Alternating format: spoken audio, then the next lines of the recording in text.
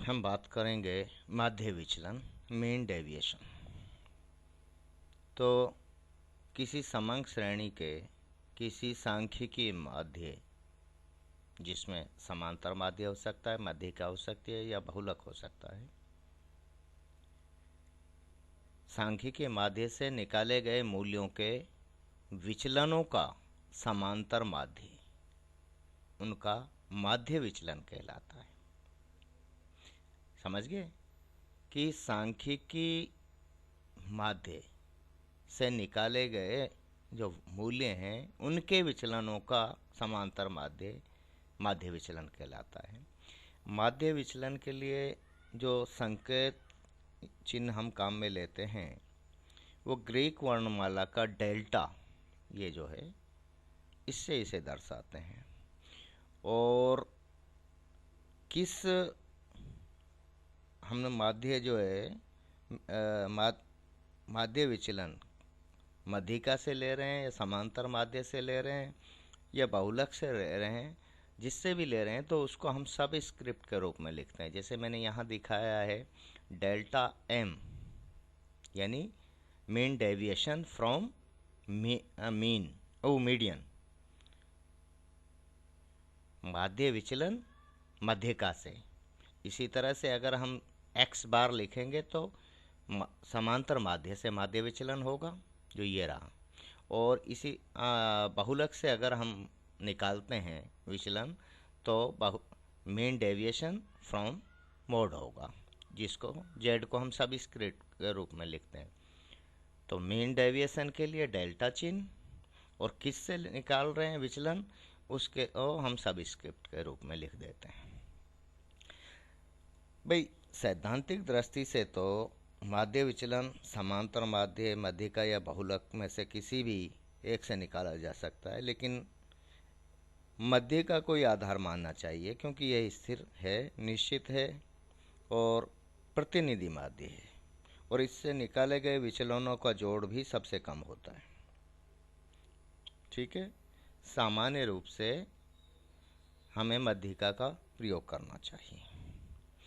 अब आप जानते हैं कि 3 श्रेणियां होती हैं। माध्य विचलन की गणना तीनों श्रेणियों में कैसे करेंगे, इस बात को मैं अब आपके सामने रखता हूं। तो सबसे पहले हमारे सामने व्यक्तिगत श्रेणी आती है, इंडिविजुअल सीरीज। व्यक्तिगत श्रेणी में माध्य विचलन मीन डेविएशन कैसे निकालेंगे, तो इसकी 2 विधियां हैं। एक प्रत्यक्ष विधि है, डायरेक्ट मेथड है, दूसरा शॉर्टकट मेथड है, जिसको लघु विधि के नाम से जानते हैं। इसके लिए जैसे माध्यिका से हम माध्य विचलन निकाल रहे हैं तो मीन डेविएशन फ्रॉम मीडियन, माध्यिका से माध्य विचलन के लिए ये चिन्ह काम में लेंगे। ये बराबर होता है सिग्मा डेविएशन फ्रॉम मीन, ये मॉडुलस है, ध्यान रहे, चिन्ह की उपेक्षा करते हुए, डिवाइडेड बाय एन, जो कि नंबर ऑफ आइटम है, पद मूल्यों की संख्या है। प्रक्रिया है उसके बारे में बात करें उससे पहले तीनों ही, जैसे माध्यिका से निकाल रहे हैं या समांतर माध्य से माध्य विचलन निकाल रहे हैं या फिर बहुलक से निकाल रहे हैं, तीनों को मैं एक साथ रख रहा हूँ, उसके बाद में लेंगे आगे चल। यहाँ हम समांतर माध्य से माध्य विचलन की जब गणना करते हैं तो समांतर माध्य से जो विचलन है वो चिन्हों को छोड़ते हुए उनका योग कर लिया जाता है, विचलनों का जोड़, और उसको पदों की संख्या से विभाजित कर दिया जाता है। Sigma modulus dx deviation from mean divided by n।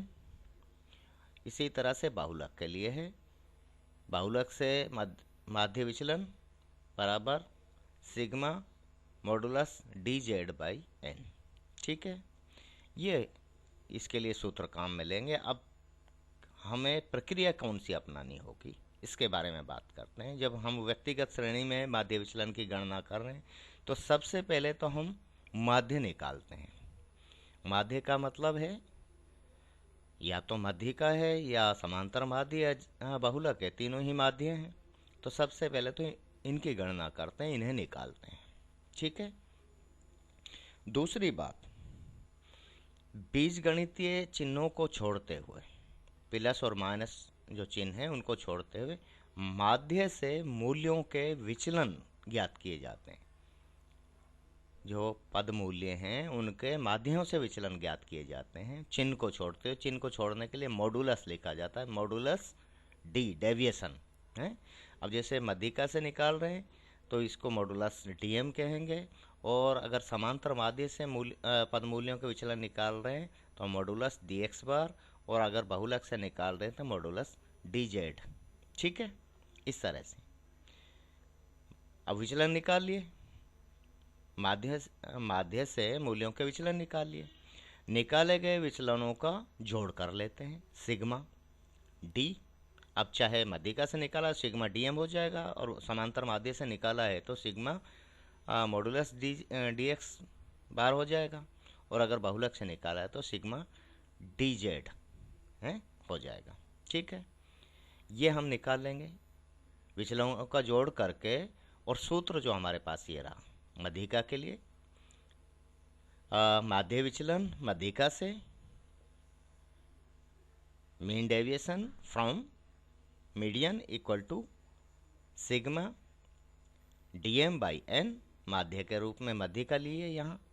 और इसी तरह से समांतर माध्य से अगर हम माध्य विचलन निकाल रहे हैं तो इसके लिए ये डेल्टा चिन्ह है, ध्यान रखना, लेकिन ये यहाँ माध्य विचलन को दर्शा रहा है, माध्य विचलन को दिखाने के लिए इसको काम में ले रहे हैं। तो mean deviation from mean, mean मतलब arithmetic mean, equal to sigma D X bar बटा एन, ये समांतर माध्य से, और इसी तरह से बहुलक से हो जाएगा। ठीक है, तीनों को हमने यहाँ दर्शा दिया है।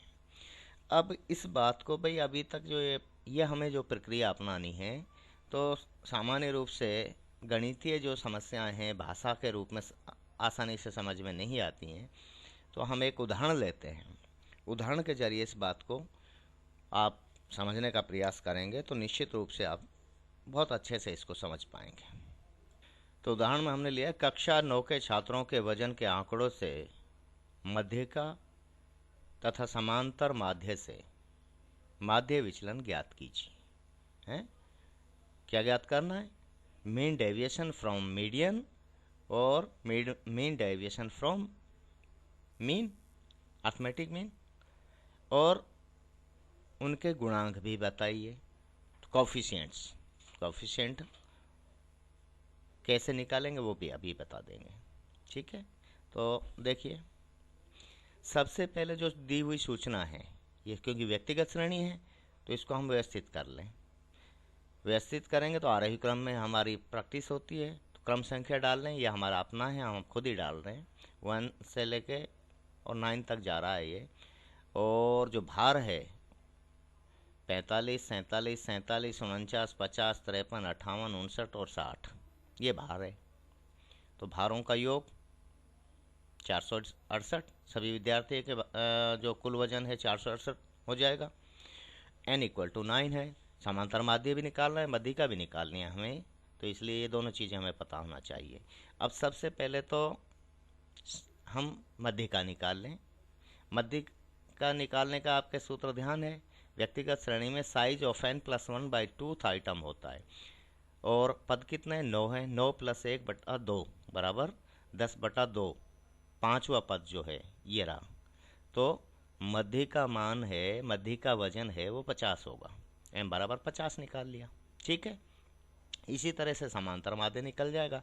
समांतर माध्य व्यक्तिगत श्रेणी में होता है पदों का कुल योग बटा में पदों की संख्या, तो सिग्मा x बटा n बराबर 468/9 बराबर 52 आता है, 52, ये समांतर माध्य है। अब हम निकाल रहे हैं सबसे पहले तो मध्यिका से विचलन। मध्यिका क्या है 50 है, m बराबर 50 से विचलन किन का? पद मूल्यों का विचलन 45 माइनस 50। अब ध्यान रखना मॉड्यूलस लिया है, मतलब प्लस माइनस चिन्ह नहीं लिखेंगे, है ना। जब हमने समांतर माध्य निकाला था, डेविएशन उसमें निकाले थे, तो वहाँ तो चिन्हों का महत्व था, यहाँ हम चिन्ह नहीं निकालेंगे। तो 45 माइनस 5 50 बराबर 5 का होगा, माइनस का होगा, लेकिन माइनस लिखना नहीं है। 47 minus 50 3, 47 minus 50 3, 49 minus 50 1, 50 minus 50 0, 53 minus 50 3, 58 minus 50 8, 59 minus 50 9 और 60 माइनस 50 बराबर 10। ये आ जाएंगे विचलन। मध्य का m बराबर 50 से विचलन मैंने बिल्कुल साफ लिखा है, modulus dm deviation from median equal to x minus m, modulus लेते हुए यानी चिन्हों को छोड़ते हुए। ठीक है, और इनका योग कर लेंगे तो इनका योग आता है 42। अब पहले एक बार, क्योंकि हम समांतर माध्य से भी निकालना है और मध्यिका से भी निकालना है, तो दोनों ही विचलन निकाल लेते हैं, उसके बाद में गणना रह जाएगी। अब समांतर माध्य हमारा निकला 52, उससे विचलन जब हम निकालेंगे तो समांतर माध्य 52 से विचलन निकालेंगे तो 45 माइनस 52 चिन्ह को छोड़ते हुए 7, 47 माइनस 52 5, 47 माइनस 52 5, और इसी तरह से निकालते हुए चले जाएंगे। 60 माइनस 52 बराबर 8 है। तो ये डेविएशन फ्रॉम मीन, मीन मतलब अर्थमेटिक मीन, समांतर माध्य से विचलन, मूल्यों का विचलन है जो ये आएगा, और इनका हम जोड़ करेंगे तो ये 42 आता है। इसको हम लिखेंगे सिग्मा मॉडुलस dx बार, क्योंकि हमने जो धनात्मक ऋणात्मक चिन्हों को छोड़ते हुए लिया है, तो सिग्मा इसको dx बार के रूप में आप समझ सकते हैं। लेकिन यहाँ ये मॉडुलस लिखना महत्वपूर्ण है ताकि आपको पता रहे कि आपने यहाँ चिन्हों की उपेक्षा की। अब ये प्रक्रिया कर ली। अब मध्यिका से समान जो है माध्य विचलन निकालना है। सबसे पहले हम माध्य विचलन की गणना करेंगे तो मध्यिका से, तो माध्य विचलन का चिन्ह है ये डेल्टा। मीन डेविएशन कहाँ से निकाल रहे हैं? मध्यिका से, तो mean deviation from mean median. ठीक है, मध्यिका से जब आप माध्य विचलन की गणना करेंगे तो चिन्ह हो जाएगा मीन डेविएशन फ्रॉम मीन और मीडियन, और मीडियन यहाँ सबस्क्रिप्ट के रूप में है, ये आपको ध्यान रहना चाहिए। ठीक है, equal to sigma modulus deviation from median by n। अब हमारे पास ये भी है और ये भी है, ये वैल्यूज हमें पता है। ये हमारा 42 है तो 42/9 बराबर 4.67 आया। मध्यिका से तो माध्य विचलन आया 4.67। इसी तरह समांतर माध्य से जब हम निकालेंगे तो यहाँ dm की जगह dx बार हो जाएगा। ठीक है, इसकी वैल्यू है जो 44 हमने यहाँ निकाली हुई है, इसको 9 से विभाजित करेंगे तो ये आता है समांतर माध्य से माध्य विचलन आता है 4.89। देखिए, चाहे आप समांतर माध्य से निकालें, चाहे मध्यिका से निकालें, चाहे बहुलक से निकालें, तीनों से अलग अलग मान आ सकते हैं और आएंगे, तो इसमें कंफ्यूज होने की ज़रूरत नहीं। अब बात आती है माध्य विचलन गुणांक की, तो वो क्या होता है? माध्य विचलन कोफिशिएंट ऑफ मीन डेविएशन जो है वो ये होता है कि जैसे आपने मध्यिका से माध्य विचलन निकाला, इसको मध्यिका से विभाजित कर दें, अनुपात है दरअसल ये माध्य विचलन का जो भी आपने माध्य लिया है उससे अनुपात होता है। जैसे मध्यिका से माध्य विचलन निकाला है तो माध्य विचलन बटा में मध्यिका, और यदि आपने समांतर माध्य से निकाला है तो माध्य विचलन फ्रॉम कहाँ से? समांतर माध्य से माध्य विचलन बटा समांतर माध्य, और अगर बहुलक से निकाला है तो बहुलक से विभाजित कर देते हैं, तो ये एक अनुपात होता है। ठीक है, तो coefficient of deviation from mean equal to deviation from, वो मीन नहीं है, ये मीडियन है, मैं बार बार इस बात में कंफ्यूज कर रहा हूँ। Coefficient of mean deviation from median equal to deviation from median by median. अब ये डेविएशन फ्रॉम मीडियन मतलब मध्यिका से माध्य विचलन जब हमने निकाला तो कितना है? 4.67 लिख दिया, और मध्यिका का मूल्य कितना है? बराबर 50 है, लिख दिया। जब इसका मान निकालेंगे तो ये गुणांक आएगा 0.0934, और समांतर माध्य से जो माध्य विचलन हमने निकाला है, अगर समांतर माध्य से निकाले गए विचलन का गुणांक निकालते हैं तो वो coefficient of mean deviation from mean equal to समांतर माध्य से माध्य विचलन बटा में समांतर माध्य 4.89 बटा 52, 4.89 डिवाइडेड बाई 52, इसकी वैल्यू जो आएगी 0.0940। ठीक है, तो इस तरह से हम माध्य विचलन गुणांक निकालते हैं। अब इसमें तो कोई ऐसा कन्फ्यूजन वाली बात है नहीं, बहुत आसान है। बस ये है कि आपको समझ होनी चाहिए कि आप कर क्या रहे हैं। ठीक है ना। एक और उदाहरण हम इसका लेते हैं। ये तो हमने व्यक्तिगत श्रेणी में बात की है, और व्यक्तिगत श्रेणी में जैसा मैंने आपसे पहले ही कहा कि दो विधियां हैं इसकी निकालने की, और आप तो इसी विधि के प्रैक्टिस रखना, जो डायरेक्ट मेथड है इसी की प्रैक्टिस रखना। बाकी पता इसके बारे में भी, शॉर्टकट मेथड के बारे में भी आपको होना चाहिए। अब देखिए शॉर्टकट मेथड में क्या है, मध्यिका कितनी है, m बराबर 50 है हमारी। तो लघु रीति में हमें जो चाहिए sigma X A for above, यानी जो आपका मध्यिका है उससे ऊपर के मूल्यों का योग और मध्यिका से नीचे के मूल्यों का योग, ये दो चीज़ें चाहिए, A for above, B for below. ठीक है, इन दोनों का योग कीजिए। जब मध्यिका m बराबर 50 से ऊपर के मूल्य क्या हैं, देखिए आप उसमें जाइए क्वेश्चन में, m बराबर 50 से ऊपर के मूल्य, अब क्योंकि मेरे पास तो यहाँ स्क्रीन पे है नहीं 50, ये है 50 से ऊपर के मूल्य कितने हैं, 53, 58, 59 और 60, इनको जोड़ दीजिए। जब इनको जोड़ें अबोव, तो 53 प्लस 58 प्लस 59 प्लस 60, यह हो गया sigma X A for above from median, और दूसरा मध्यिका से नीचे के मूल्य। तो ये कौन कौन से हैं, 49, 47, 47 और 45, इनको भी जोड़ दीजिए। तो इनको जोड़ेंगे जब, तो sigma X B for below median से, है ना, मध्यिका से नीचे के मूल्यों का योग हो गया। ठीक है, ये दो चीज़ें हम यहाँ से ले रहे हैं। तो मध्यिका से ऊपर के या अधिक मूल्य के जो पद हैं उनका योग जब हम करेंगे तो 53 प्लस 58 प्लस 59 प्लस 60 हो जाएगा, और नीचे के मूल्यों का योग जब हम निकालेंगे तो 49, 47, 47 और 45 का जोड़ करना पड़ेगा। तो sigma X A above from median equal to 230 और sigma X B below from median equal to 188। ये दो चीज़ें हैं हमने निकाल ली, ये तो हमारी वह सारणी से ही आ जाएगी। अब सूत्र क्या है,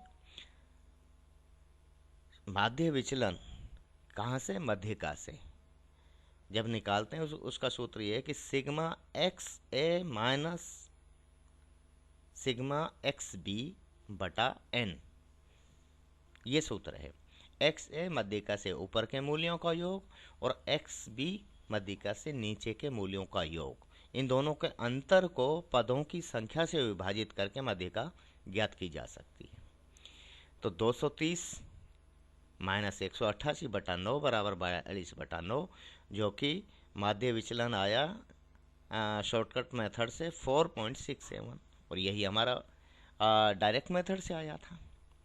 इसी तरह से हम माध्य से भी, माध्य मतलब समांतर माध्य से भी शॉर्टकट मेथड से इसका माध्य विचलन गुणांक और माध्य विचलन गुणांक की गणना कर सकते हैं।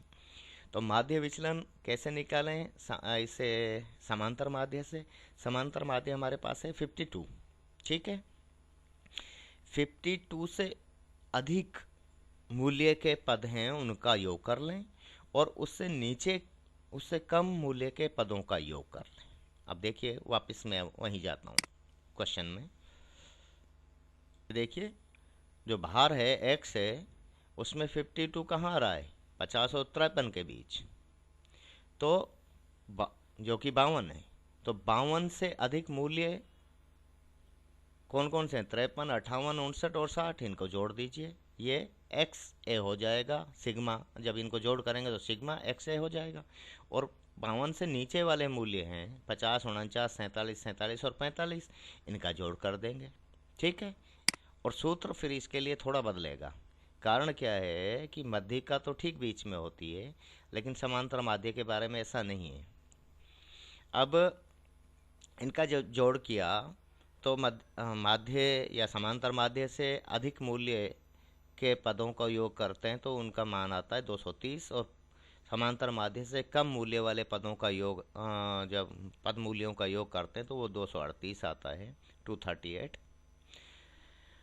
और N A number of items हैं अबव मीन, यानी समांतर माध्य से अधिक मूल्य के पदों की संख्या कितनी है? 4 है, 1 2 3 और 4 एन ए। और इससे कम मूल्य वाले पदों की संख्या कितनी है? ये 5 है। देखिए मध्यिका में तो ये दोनों बराबर होंगी, आप चेक कर लो, चाहे एन ए बराबर एन बी होगा वहाँ 1 2 3 और 4, यहाँ 1 2 3 और 4, लेकिन यहाँ ऐसा नहीं है, यहाँ अंतर है, तो इसलिए सूत्र बदलेगा। तो समांतर माध्य से जब आप माध्य विचलन निकालेंगे तो सूत्र हुआ